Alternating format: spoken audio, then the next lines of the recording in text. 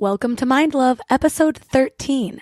Today's episode is all about food, feelings, and addictions. The truth is food, drugs, alcohol, overworking, overspending, they are all just symptoms of a bigger problem. And it's usually things within ourselves that we're unwilling to be with. Turn up your frequency with Mind Love. Bite-sized brain hacks for seekers, dreamers, and doers. It's time to give your mind a little love with your host, Melissa Monti.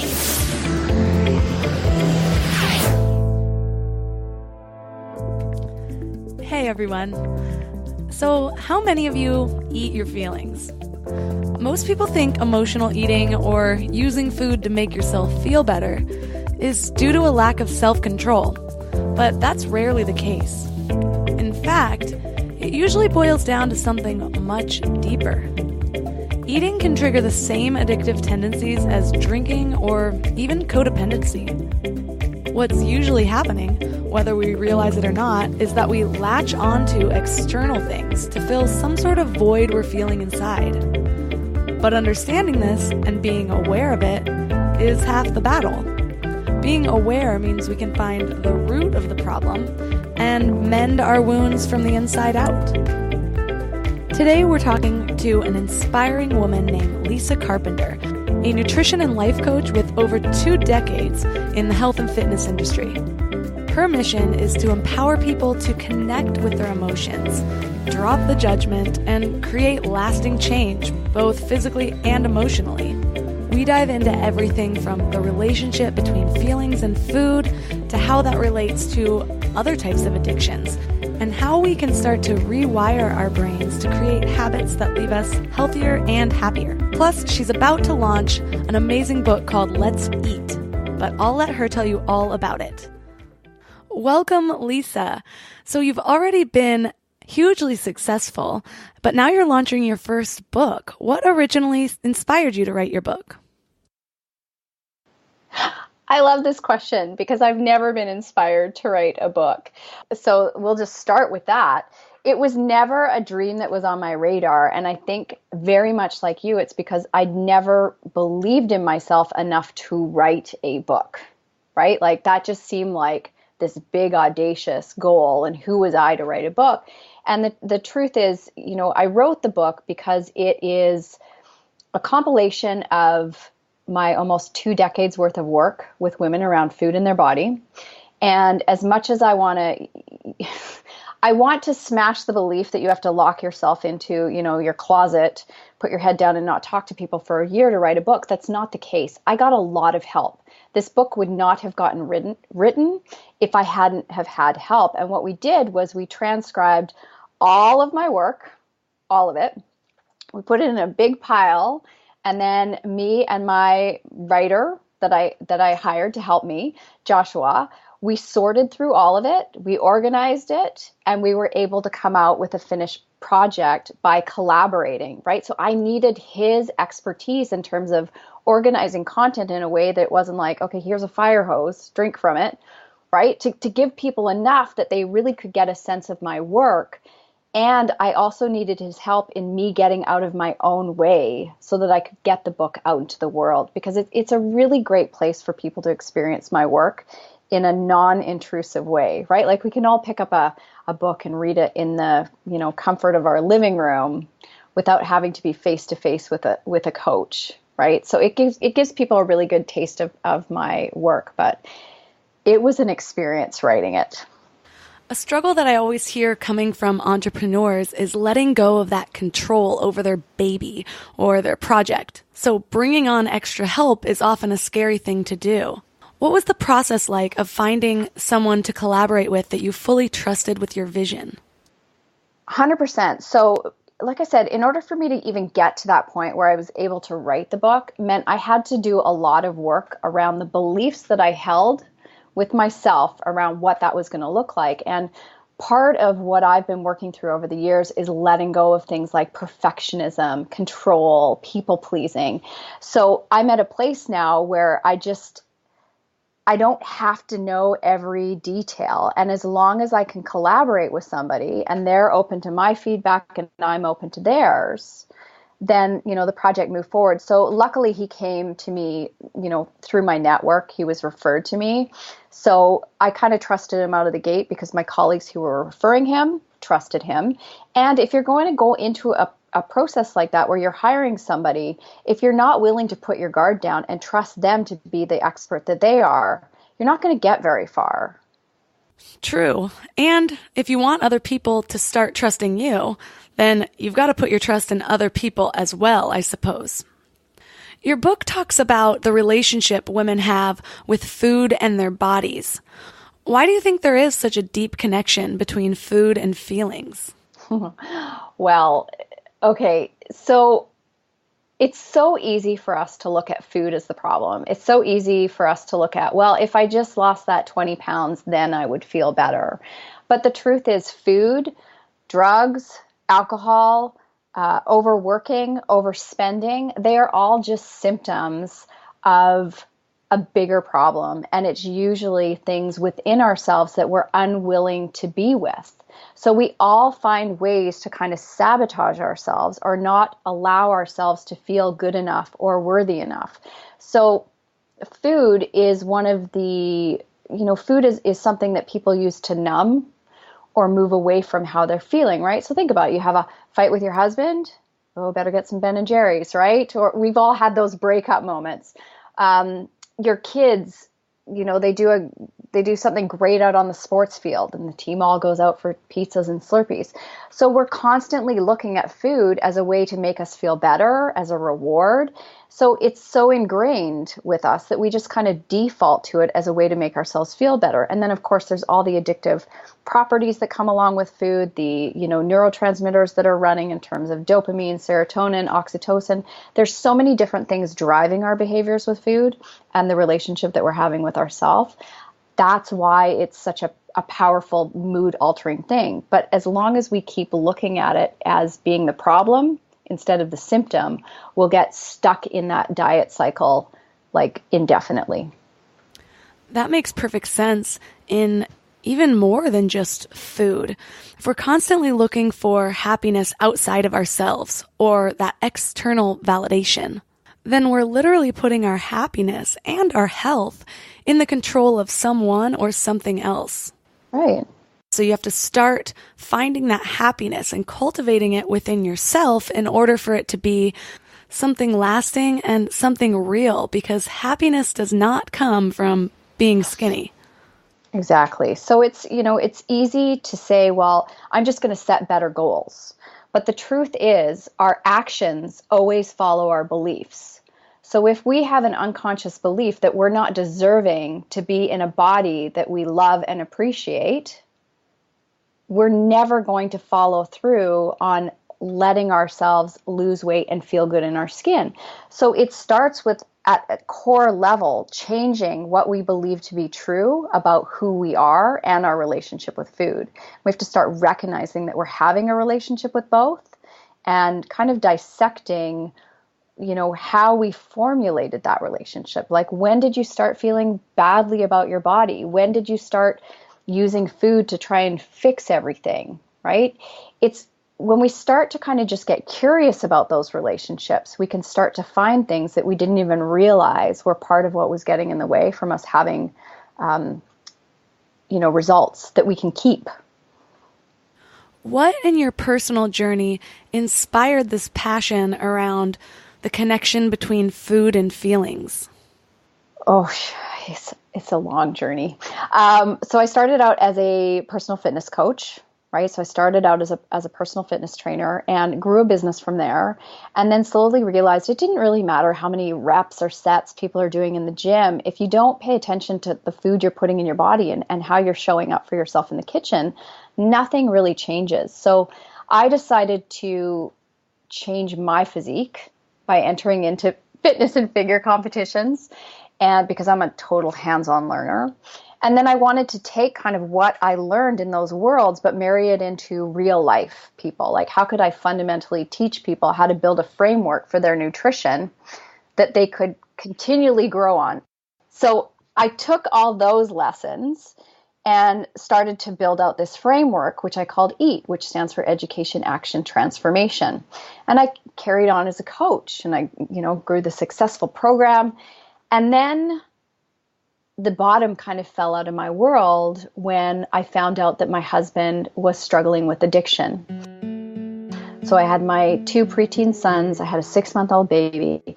I'd been a coach for many years, yet I didn't see what was right in front of me. And we can't be in our stuff and on it at the same time. So as much as I can see other people and support them and help them, I hadn't realized the stuff that I was standing in for myself. So I really approached that time of my life with okay, I'm going to fix this. I need to fix this. And I came very quickly face to face with the fact that there was nothing to fix. And it wasn't about repairing my relationship with my husband. It was about coming, face to face with the relationship that I was having with myself and recognizing how destructive that was. So he was struggling with his own addictions, and I was struggling with behavior addictions like control, people pleasing, caretaking, approval seeking, these things that really get in the way of us being who we really are.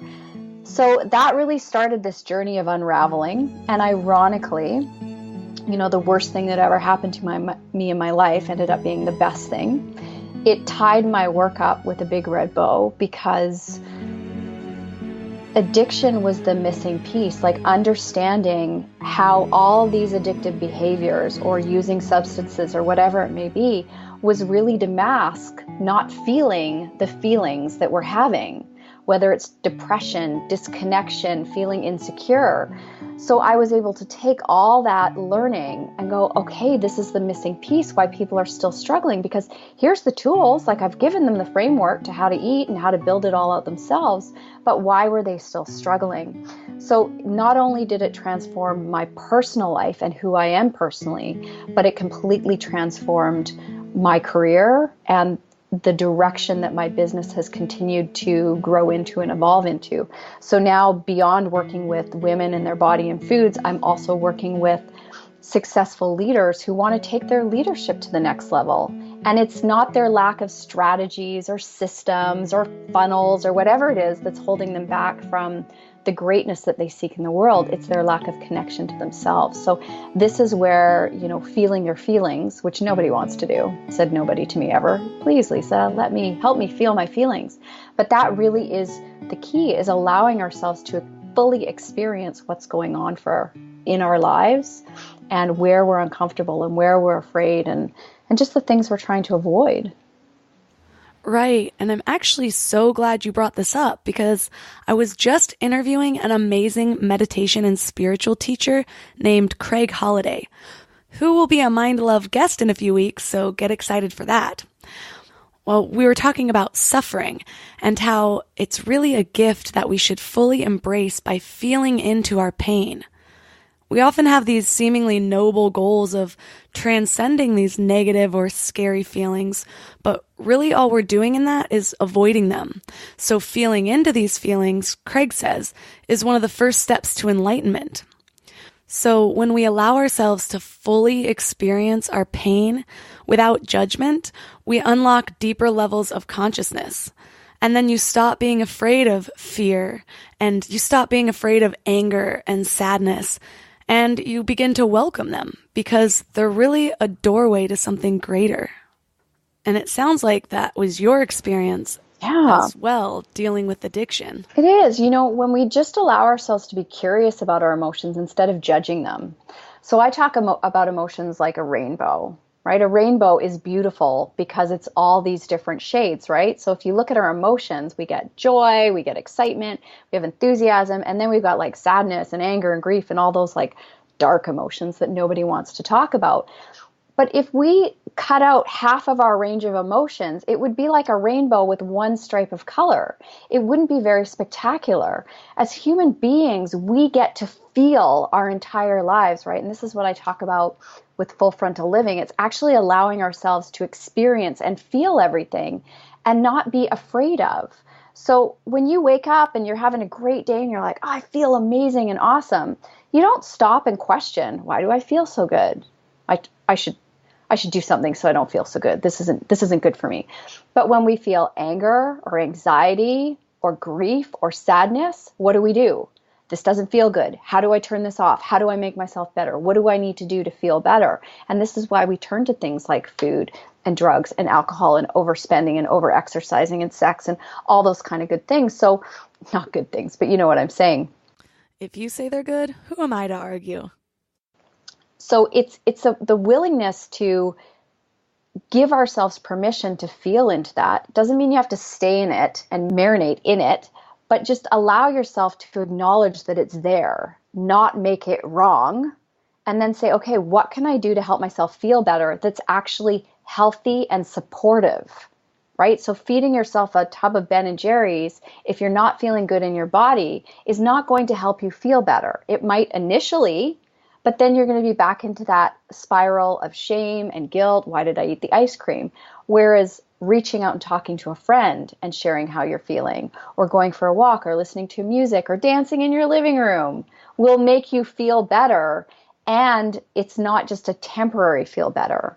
It's a supportive of how you want to feel in the long term in your life.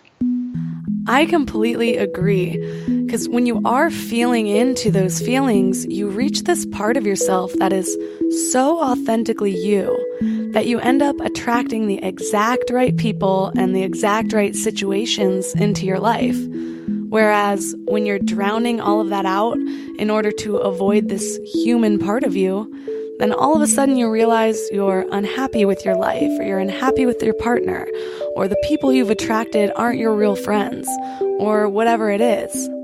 But really, you've been masking this huge part of yourself, so the life you've created might be perfect for that mask that you put on, but not for you. And you may not even remember or have truly ever gotten to know the real you. Exactly, right? So when it comes to food and, wine, it's not making these things wrong. Like sometimes you just want to have Ben and Jerry's because you want Ben and Jerry's. And sometimes you want to have a glass of wine because you just want to have a glass of wine. What I help people step into is making conscious choices.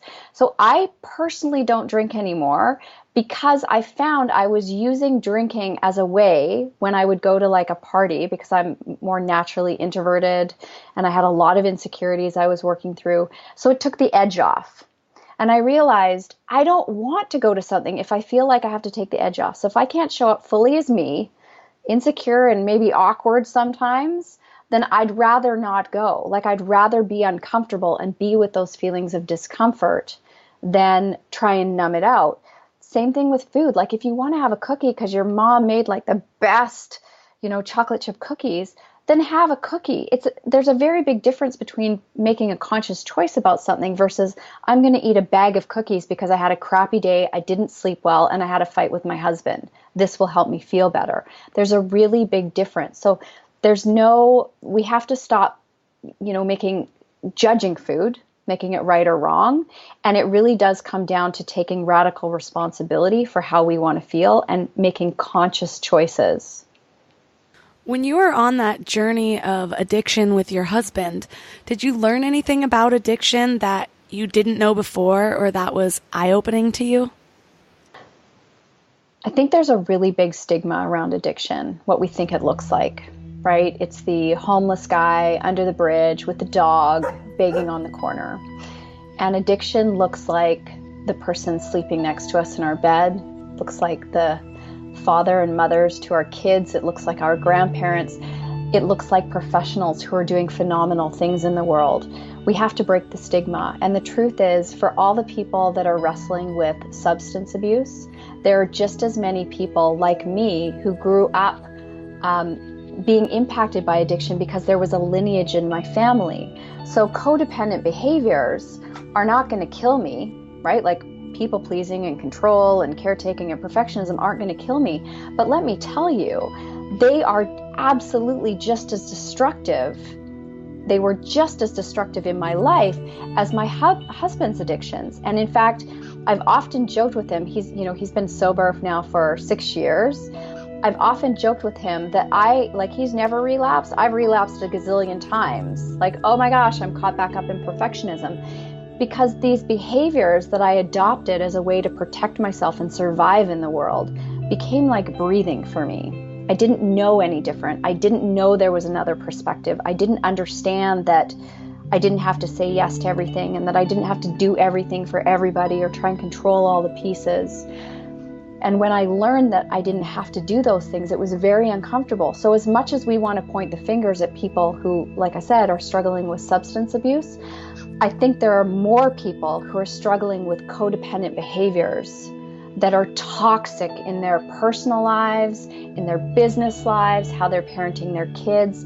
And that's what I'm really passionate about.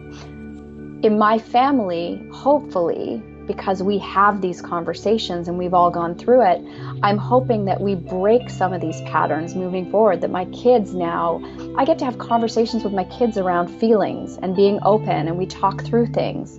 That's not how I was brought up. And it's not a slam against my parents, right? I think every generation gets a little bit more enlightened. But it's the more conversations we can have about these things, the more, like I said, we can break this kind of lineage, because addiction just keeps getting perpetuated from generation to generation to generation. And often we don't even realize how much it's impacted us, because we're like, well, I don't live with the addict anymore. That's not in my life, so I'm good now. You're not good, because it has impacted you. You just don't realize the impact it's had on you. Yeah, it's crazy. The more I really go deep into studying the brain and realizing how neural connections are created, the more I'm beginning to understand that if you experience something, it's most likely affected you in some way, no matter what it is. Right. We are a culmination of our experiences and how we react to them. Mm-hmm. A big part of the inspiration for this podcast was sharing my experience with my eating disorder. And for the longest time, it was my biggest, most shameful secret.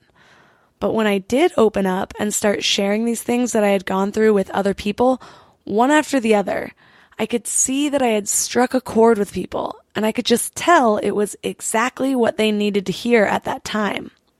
So sometimes we don't realize that sharing our stories isn't really about talking about ourselves.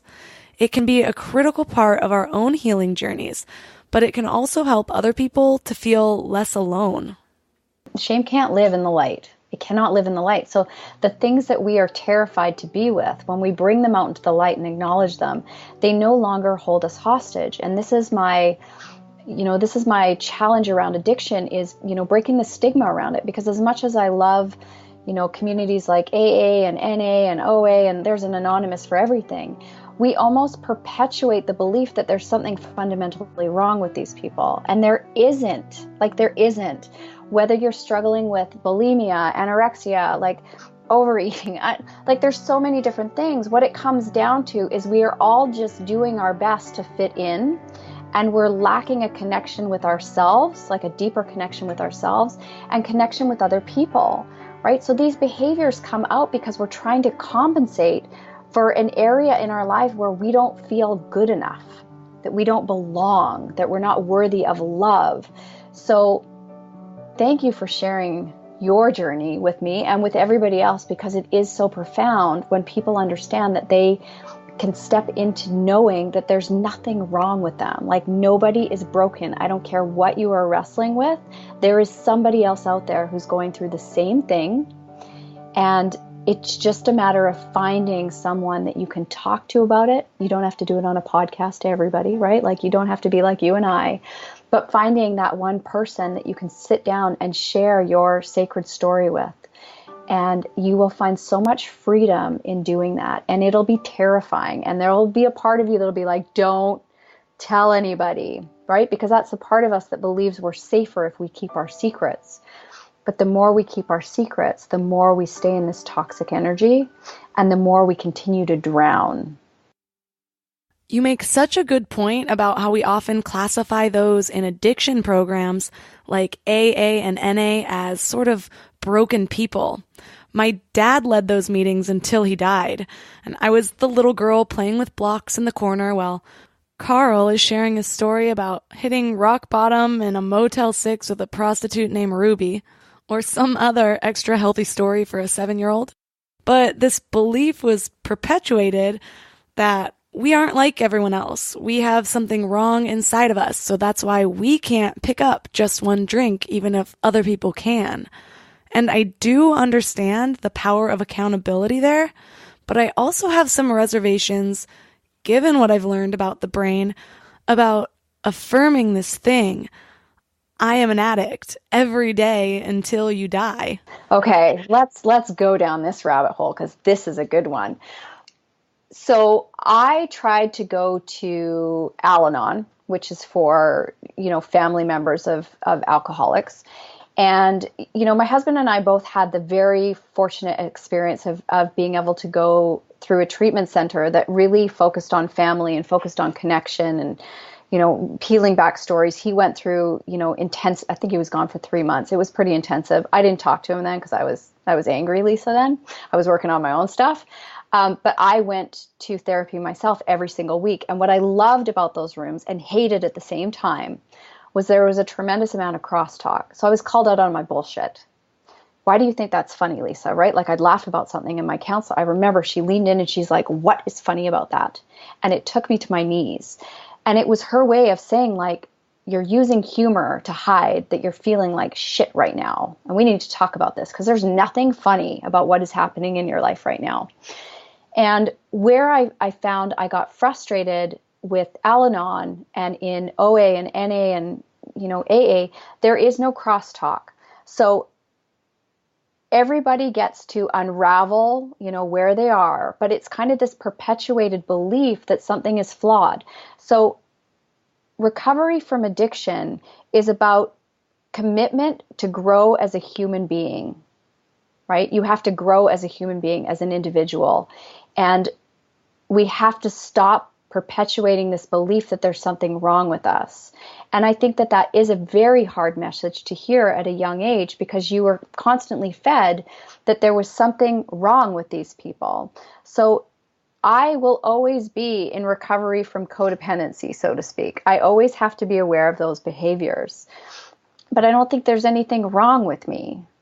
My husband is always going to need to be in recovery. Like he can't just go have a drink. That doesn't work for him, right? So he's had to figure out what his truths are and live from that place. But he even was finding that, constantly being in those rooms was not actually helping him grow. It wasn't helping him feel better. And there comes a place where in order for your recovery to go deeper, I believe you really have to be willing to do the deeper work. But it does not surprise me that your father's journey, like how you ended up where you ended up because of where your father was. Make sense? That does make sense, and I've never really thought of it that way. But I do get that those scenarios can be super helpful for some people, especially with the level of accountability, and that's why AA is so successful. But it's just my belief that I think I would need to move on from viewing myself as an addict and start to visualize something different. Nobody is a victim. Nobody is a victim. And part of overcoming addiction is recognizing you always have a choice. And I think part of what I see perpetuated is believing that, you have a disease, which in some ways you do, but you always have a choice over whether or not you're going to use or not. Always. It's just uncomfortable sometimes to make the right choice for you. Absolutely. And I get that on one hand, it's true that certain people can't just have one drink. But on the other hand, it's hard for me to eat certain foods without being triggered. So I think we all have our vulnerabilities, just like with bodily diseases, but I believe we all have similar tendencies to attach ourselves to things. And we're all addicts with something. Absolutely. There's that saying that one is too many and 10,000 is never enough. So there's some people who can do enough work on themselves where they can have a drink and they're cool with that. Like I could have a drink now and be totally cool with it.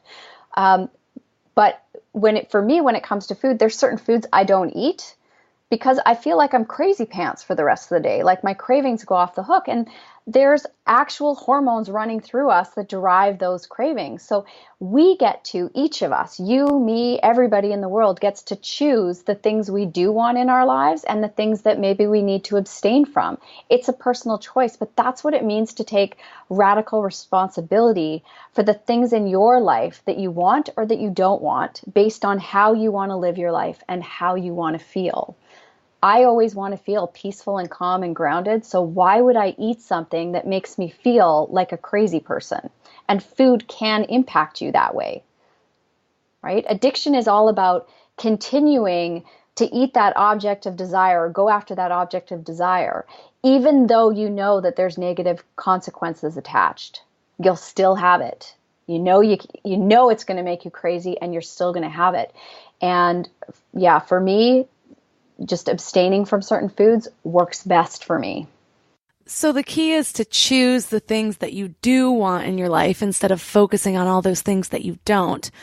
Well, now you're focusing on this book. What would you say that the biggest thing that you've gotten out of this whole process is? This is a really great question. So, like I said, I never kind of went, I want to write a book. It's not where I started out.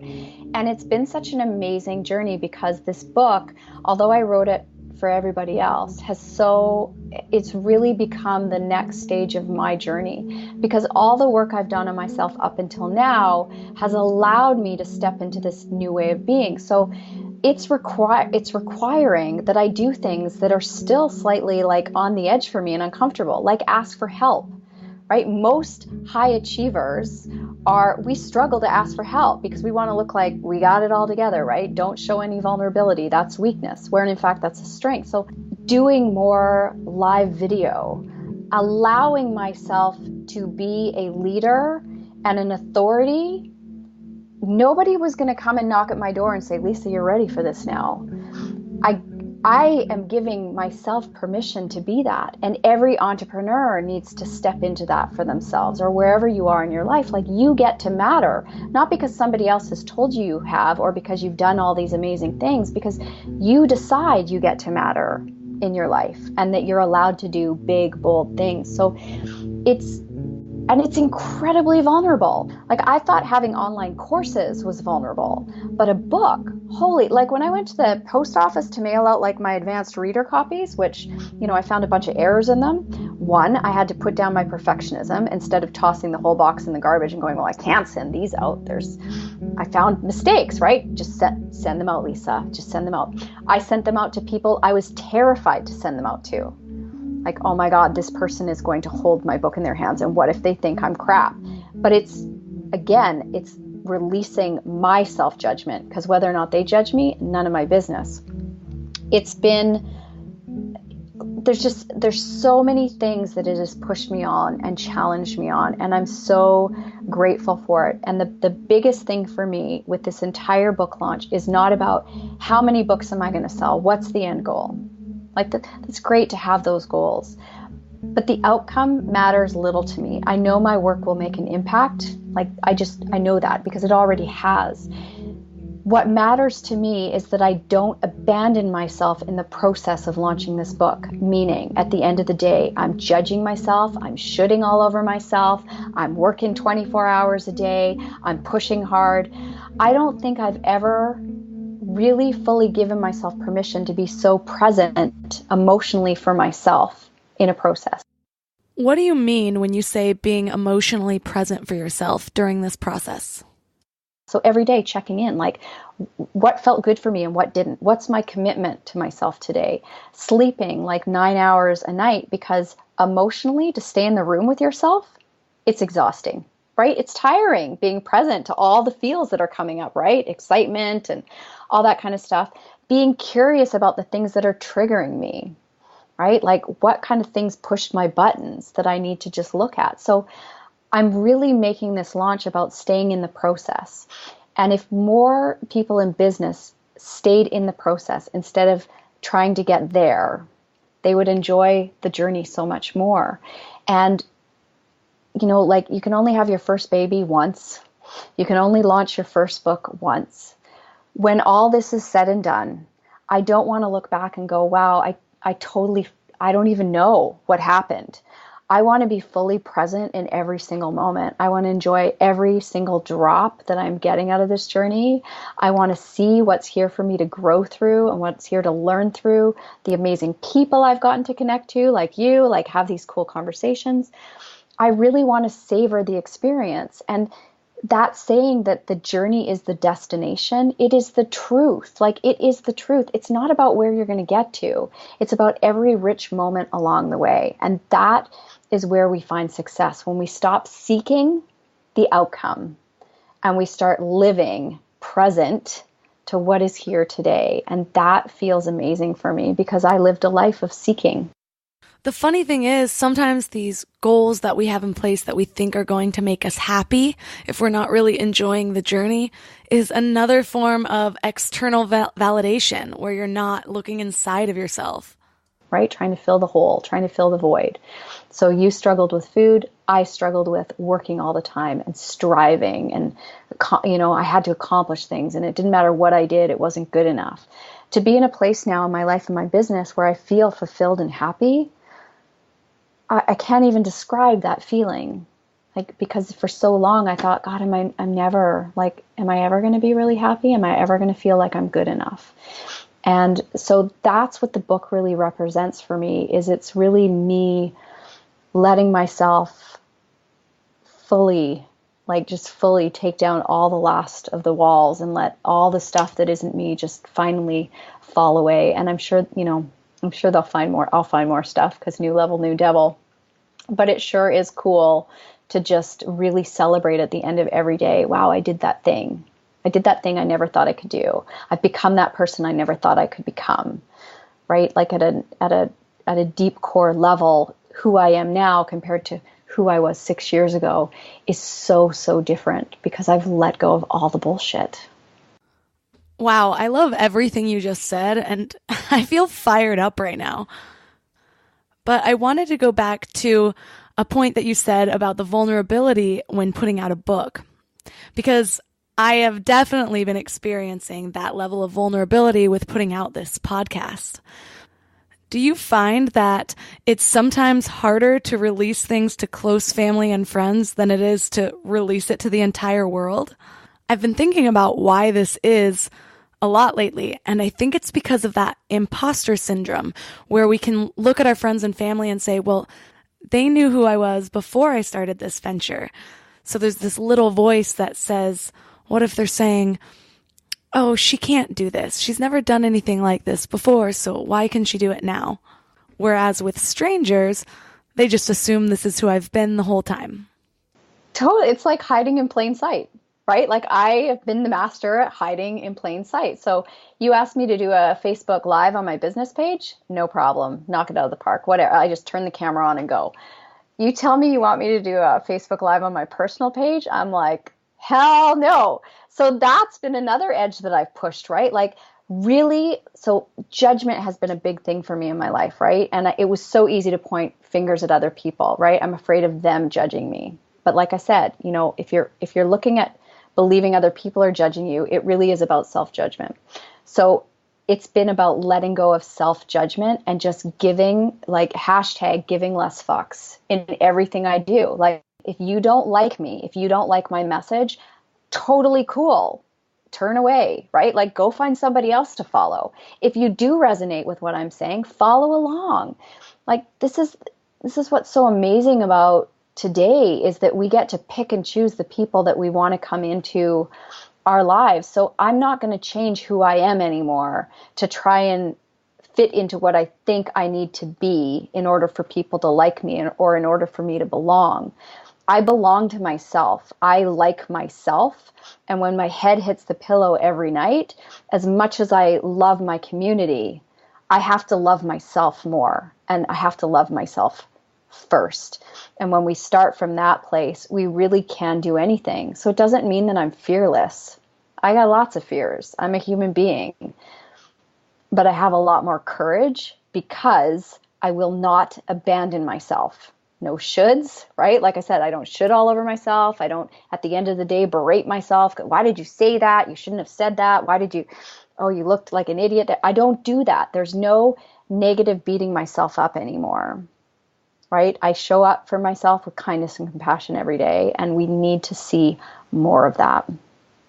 Stepping into fear is something I've been working on also, especially getting out there and doing interviews on other people's podcasts.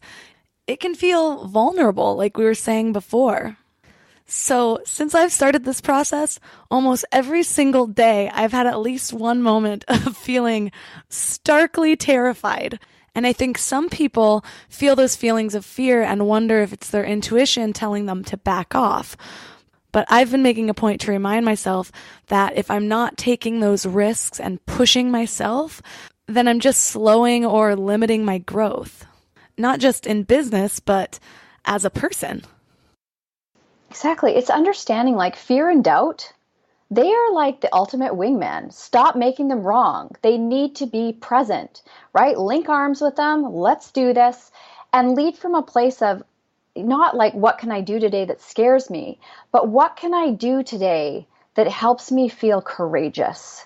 That is so much more empowering. And then let fear and doubt come along. Like, hey guys, we're going to do this. And I'm going to have some courage, because courage is a muscle we can exercise. So like I said, I've been doing these courageous things by reaching out and who do you know? And I want to talk to people. And, imagine if I had the courage to reach out to Pat Flynn and say, hey, I want to be on your podcast, right? So I didn't reach out to Pat Flynn, but I did reach out to somebody who is an influencer. And I said, like, do you know anybody who you could connect me with to speak to? I was not attached to whether or not they said yes or no. It wasn't about that for me. It was about having the courage to make the ask, because I would never have done that in the past. So I don't really care how it lands now, because at the end of the day, I was like, wow, I did that thing, right? Which means it's easier the next time to reach out to the next person and not make it mean anything. Like if they choose not to help me, I'm not taking it personally. It's not about me. I am responsible for me. I'm responsible for asking for what I want and just leaning into that courage. And that felt really good. And they haven't gotten back to me yet. Right? They may or may not help me. And that's totally cool. But just having the courage to do that fundamentally shifted something for me. Like, okay, I can do more of that. Is there any specific exercise or action that you've done that listeners at home could also do to help them step into that place of courage? Oh, great question. So I think it's really great to start every single day asking yourself that question. What can I do that would be courageous today? And it could be, that you reach out to somebody. It could be that you tell somebody how you feel about them. It could be that you do a live stream for the first time. It could be that you sit with your feelings instead of feeding them, right? Like that is an act of courage to say, oh my God, I'm going to let myself feel angry, because that's scary for people sometimes to feel angry or feel sad. They're afraid of the tidal wave's going to take them. So I think that is a really good place to start from. And then at the end of every day, ask yourself, what did I do to be kind to myself today? I think that is so important. So it might be that I didn't beat myself up when I did that first live stream, even though I, just be kind to yourself. That is so powerful in terms of shifting our mindset. And then what can I be curious about? What happened today that I need to be curious about? Where did I see judgment kind of poking up, or comparisonitis, or, what kind of gremlin was in my head today trying to chirp off? What do I need to be curious about? Because all these kind of voices in our heads, these little, I call them gremlins, they're there on purpose. They're not there to make us feel crappy. They're trying to protect us from something.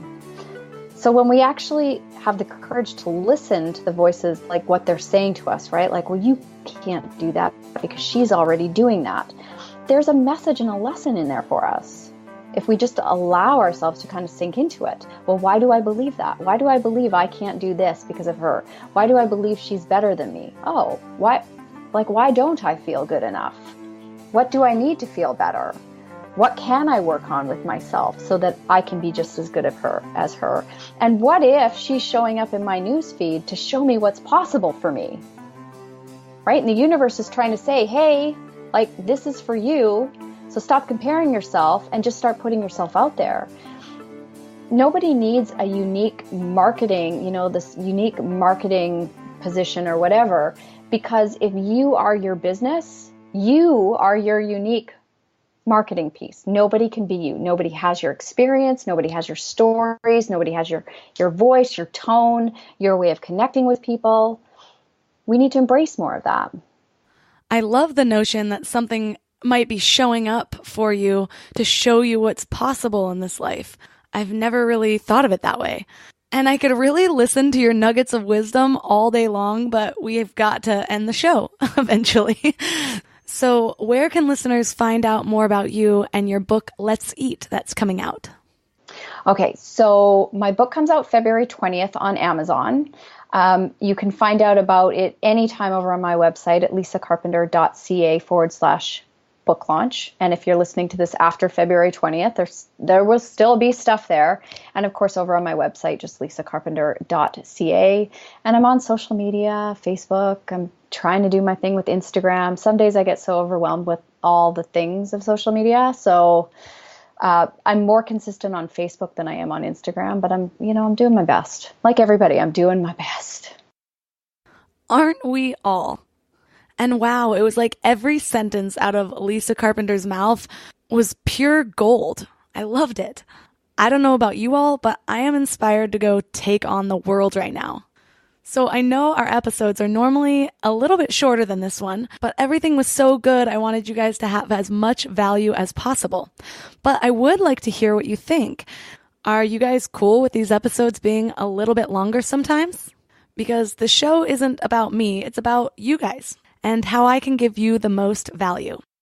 For all you listeners who loved this episode as much as I did, don't forget to hit the subscribe button. And if you have a moment, leave a review. I read each and every one of them, and I love hearing from all of you out there. So, thanks for giving your mind a little love today, and I'll see you next week. Thanks for tuning into Your Higher Frequency with Mind Love. Head to mindlove.com for a free gift to keep your vibes up until next week.